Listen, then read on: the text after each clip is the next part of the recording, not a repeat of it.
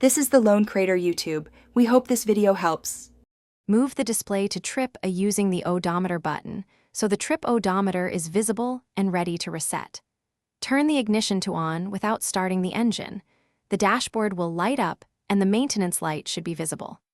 Press and hold the trip button for 5 to 10 seconds until the maintenance light blinks or the odometer digits begin to flash, keeping steady pressure while you watch the display for confirmation that the system registered your input and is entering reset mode. Continue holding the trip button as the display cycles. When zeros appear or the maintenance icon extinguishes, release the button to confirm reset and allow the cluster to store the new status. If the light persists after release, turn the ignition off, wait 5 seconds, then repeat the procedure up to 3 times before troubleshooting further or consulting a dealer.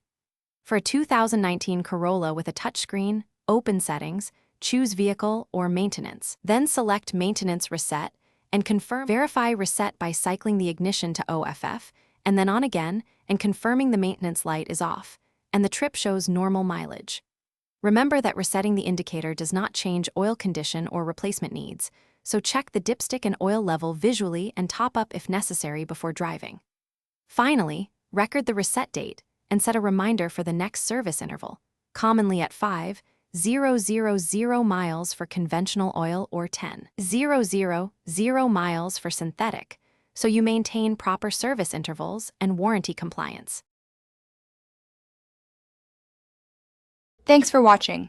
Consider subscribing if we helped you.